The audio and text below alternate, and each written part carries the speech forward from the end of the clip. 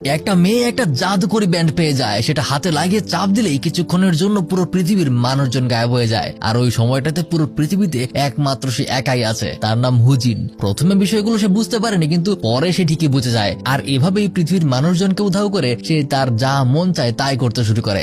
স্কুলে যে মেয়েটা তাকে খুব বিরক্ত করতো, তার সাইকেলটা সে বাস্কেটবলের কোর্টের সাথে ঝুলিয়ে রেখে দেয়। সে স্কুলে যায় গলা ফাটিয়ে চিৎকার করে আর খুব এনজয় করে, কারণ এখন তাকে বুলি করার মতো স্কুলে কোনো বাচ্চা নেই। আসলে প্রতিদিনই স্কুলের বাচ্চারা তাকে মোটা বলে তার সাথে খুবই খারাপ আচরণ করতো। স্কুলের জিহো নামের একটা হ্যান্ডসাম ছেলেকে সে অনেক আগে থেকেই পছন্দ করে আসছে, কিন্তু নিজের এরকম মোটা হওয়ার কারণে আর তার ক্লাসমেটরা তাকে অপছন্দ করে। সে কখনো তাকে বলার সাহসটাও পায়নি, কিন্তু মনে মনে হুজিন তাকে অনেক ভালোবাসে। তবে আজকে সে একটা জাদুকরী জিনিস পেয়েছে, তাই এদিক ওদিক ঘোরাঘুরি করে সে সোজা জিহোর বাসায় চলে যায়। আর সেখানে তার জন্য একটা চিঠি লিখে সে চলে আসে। সেদিন পুরো সময় সে এভাবেই কাটিয়ে দেয়। আর রাতে ঘুমানোর সময় আবারও সে জিনিসটার বোতাম চেপে ঘুমিয়ে পড়ে, যার কারণে সবকিছু আবার আগের মতো ঠিক হয়ে যায়। পরদিন স্কুলে গিয়ে সে খেয়াল করে বাচ্চারা বলা বলি করছে যে দেয়ালে এসব কে করেছে, কেউ নাকি দেখেও নি, বা ছোটখাটো কিছু একটা পরিবর্তন দেখেও তারা বুঝতে পারে না যেগুলো আসলে কে করলো, কিন্তু হুজিন তো সবকিছুই জানে। আর এদিকে স্কুলের শেষে জিহোর টেবিলের উপর সেই নোটটা খুঁজে পায়, কিন্তু সে জানে না এটা কে লিখেছে। একে একে দিন পার হতে শুরু করে। হুজিন ধীরে ধীরে তার এইসব কাণ্ডকীর্তি আরো বাড়িয়ে দেয়। মাঝখান দিয়ে সেই নোটের মাধ্যমে জিহোর সাথে তার পরিচয় হয়। প্রথমে জিহো এই বিষয়ে কিছুই বুঝতে পারছিল না, কিন্তু ধীরে ধীরে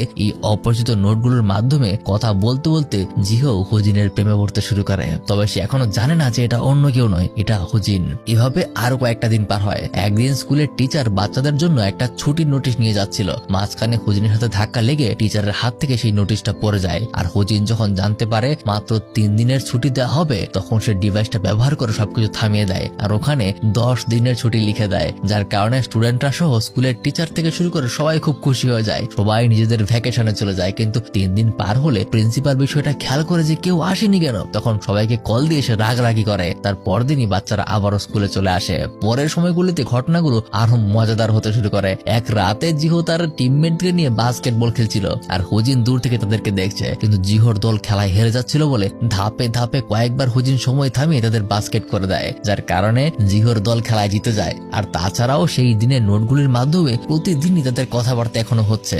একদিন জিহো সেই নোটে সরাসরি তাকে জিজ্ঞাসা করে যে তুমি কে, তুমি আমাকে এগুলো পাঠাচ্ছ কিভাবে, আর আমি তোমার সাথে দেখাও করতে চাই। কিন্তু হুজিন এতে করে কিছুটা দুশ্চিন্তায় পড়ে যায়, সে আসলে তার সামনে যাবে কিভাবে।